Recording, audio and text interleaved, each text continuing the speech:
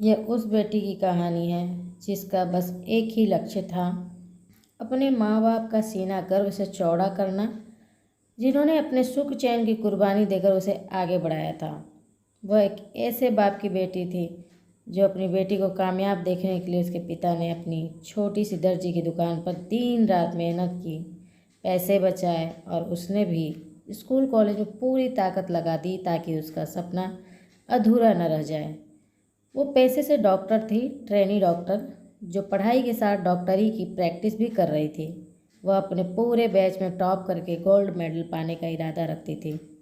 लाखों middle class लड़कियों की तरह वो भी एक ऐसे घर में पैदा हुई थी जहाँ प्यार तो बहुत था लेकिन पैसा कम थे।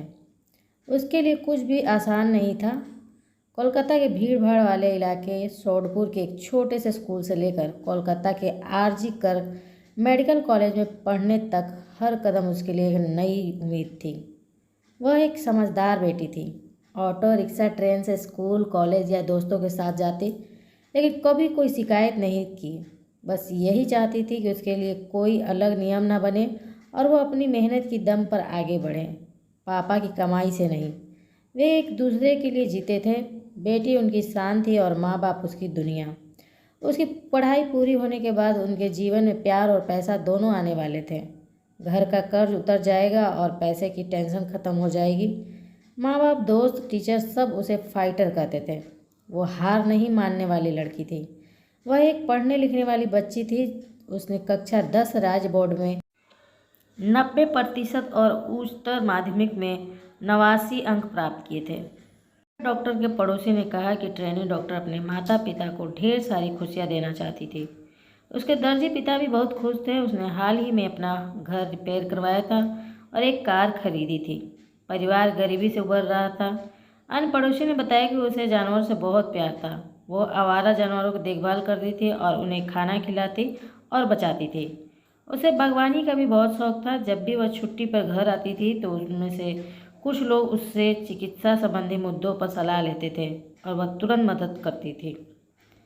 महिला डॉक्टर की मां ने कहा कि वह उनकी इकलौती बेटी थी। उनका जीवन सिर्फ इसके इर्द गिर्द ही घूमता था। उन्होंने कहा, वह हमारे लिए सब कुछ थी। वो बेटी अब दुनिया में नहीं है। कुछ दरिंदों ने बेरहमी से उसका बलात्कार करके हत्या कर दी है। पीड़िता के 67 वर्षीय पिता ने बताया कि हम एक गरीब परिवार हैं और हमसे उसे बहुत कठिन से पाला है।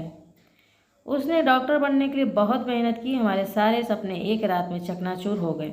वह एक एमबीबीएस के उन छात्रों के एक बैच से थी जिन्होंने कोविड महामारी का खौफनाक दौर देखा था। मरीजों की सेवा करना उसको अच्छा लगता था। आरजी कर मेडिकल कॉलेज को वो अपना दूसरा घर कहती थी। वह मरीजों के इलाज में दिन रात लगी रहती थी। 9 अगस्त को 36 घंटे के बिना रुके ड्यूटी के बाद वह मेडिकल कॉलेज के सेमिनार रूम में सो गई थी। तभी उस पर एक से अधिक लोगों ने हमला किया, उसके साथ बलात्कार किया और उसे इतनी बेरहमी से मार डाला कि उसकी गर्दन और पेल्विस टूट गई। अगली सुबह सेमिनार रूम में आए इंटर्न और साथी पोस्ट ग्रेजुएट ट्रेनी ने उसका शव पाया। उसका लैपटॉप, नोटबुक और सेलफोन उसके बगल में सही सलामत पड़ा था। रिपोर्टर में बताया गया कि आरोपी संजय राय ने उसे इतनी जोर से मारा था कि उसके चश्मे का शीशा टूट गया और उसकी आंखों में झर्रे घुस गए।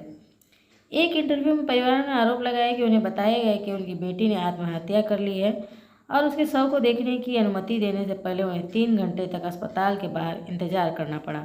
पिता ने कहा कि जब उन्हें पहली बार अस्पताल से फ़ोन आया तो अस्पताल के अधिकारियों ने कहा कि मेरी बेटी ने आत्महत्या कर ली है और मुझे तुरंत वहां आना चाहिए।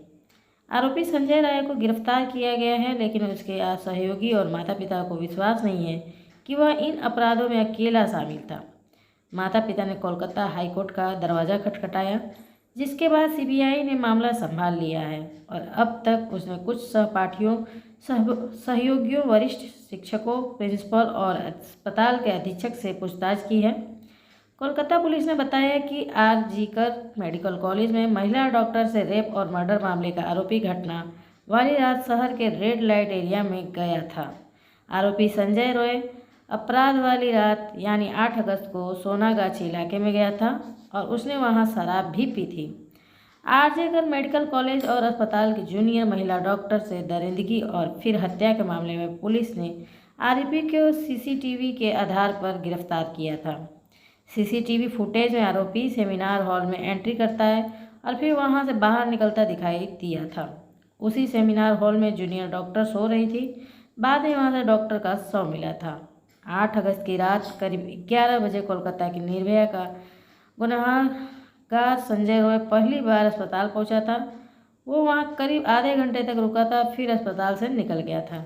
इसके बाद दोबारा रात के 1 बजे वो अस्पताल पहुंचा, लेकिन इस बार वो सुबह 4 बजे 35 मिनट पर अस्पताल से बाहर निकला और सीधे कोलकाता पुलिस के बैरक में जाकर सो गया। वो अस्पताल के उस सेमिनार हॉल में करीब 40 मिनट तक रुका था, जिस हॉल में ट्रेनी डॉक्टर की खून से सनी लाश मिली थी। दोस्तों, मेरे दिल में तो बहुत सारी बातें हैं, पर मैं कुछ भी नहीं बोल पा रही हूँ। आप लोग ही कमेंट करके बताना कि दोस्तों, क्या इन चीज़ों पर रोक नहीं लगनी चाहिए? आखिर कब तक ऐसा चलता रहेगा? कब तक लड़कियों को ये सब बर्दाश्त करना पड़ेगा?